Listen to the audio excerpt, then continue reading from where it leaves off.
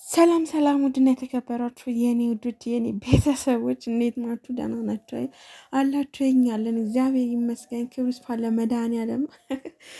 ሄርሜላ እብዷ መታለች ማለት ነው። እንግዲህ ትላንትና በማን ቤት ነው የተለቀቀው? በሄርሜላ ቤት ነው አይደለ? እንትና ማነች ሚሪ ነው ምናምን የምትባል ደግሞ ሳ ልጅ አትመቸኝ። ምንም በቃ የሆነ ለከኩዮቹ ዋጋ ትውልም ሆነ ስንት ጊዜ ታናናሾችሽ ጋር በቃ አለ አይደለ በቃ ያዙ ልቀቁኝ አትበይ ማለት ነው።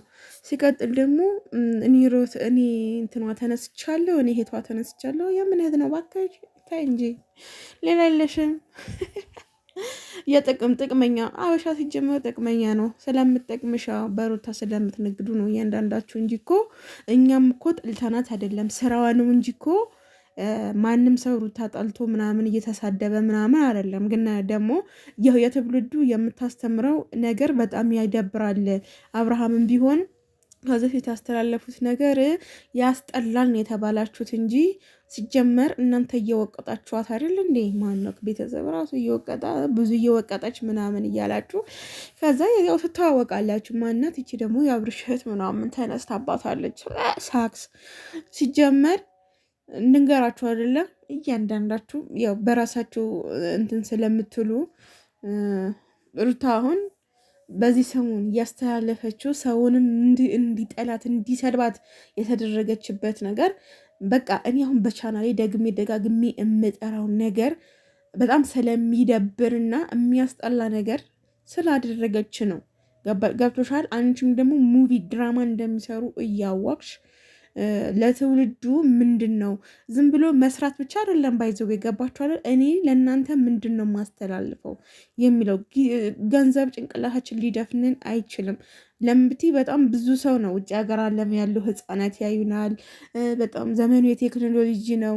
እሷም ልጅ አላት። ሰው በዛ የመጣ ለትውልዱ ምንድን ነው የምናስተምረው የሚለው ነው እንጂ የሄድንበት ልክ አንቺ እንዳልሽው ከሊንትን እኔም ሩታ አለሁላት ምናምን በቃ ለሩታ ሁሉም ሰው ጠልቷት እንደጠላት ምናምን አስመስልሽ ያዙር ርቀቁኝ ምናምን እሪ በከንቱ ምናምን አጩፍ ማንም የሚሰማቸው የለም ሲጀመር ማለት ነው። ሲቀጥል ደግሞ እሷ የሚያስተላልፈችውን ለእኔ ለእህቴ ለወንድሜ ጥሩ ነው ወይ ነገ ለትውልዱ ጥሩ ነው ወይ ብለሽ ማሰብ ነው እንጂ ሩታን ከዚህ በኋላ እንዳትነኳ ታይ እንጂ እንሄድበት እያንዳንዳችሁ ላይ ነው የምንሄድበት። አብርሃም በይ ሩታ በይ። ግን አሁን ላይ ግን እንትን እያስጠላባት ካራክተር እያስጠላ ያለው ሩታ ጋር ስለሆነ እንሄድባታለን።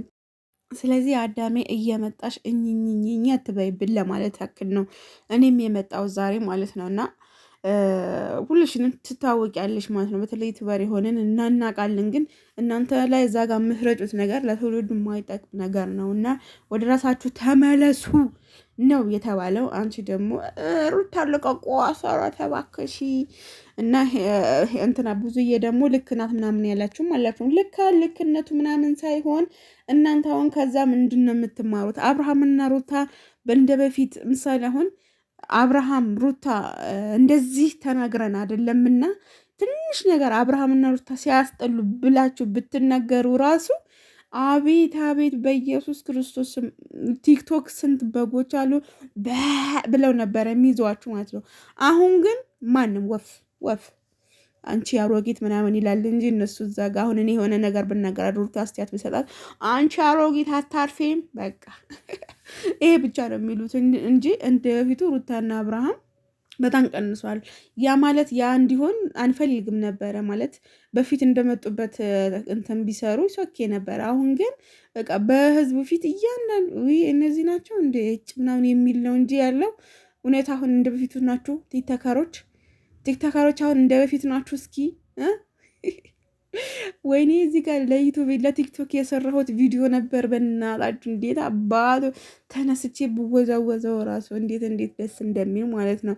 እና ምድር አሽቃባጭ ማለት ነው። እናንተ ሄርሜላ ብዙዬ ምናምን ትላልቅ ሰዎች ማለት ነው ከትናንሻችሁ ጋር እንትን ብላችሁ እናንተ ማስተማር ስትችሉ ብዙ ነገር ማድረግ ስትችሉ እናንተ ወርዳችሁ እኛን አታወሩዱ። ምክንያቱም እኛ ትንሽ ከእናንተ ትንሽ በስማርትነት ሚዲያም ላይ በቆየነውን እንበልጣለን። በእርግጥ ራስን ከፍ ማድረግ ጥሩ አይደለም፣ ግን ደግሞ ግድ ነው እንዴ ማን ከማን ያንሳል? በሚለው ነው እንትን የምልላቸው እና የኔ ውዶች እንግዲህ ምን እንደሚፈጠር እናያለን ከዚህ በኋላ።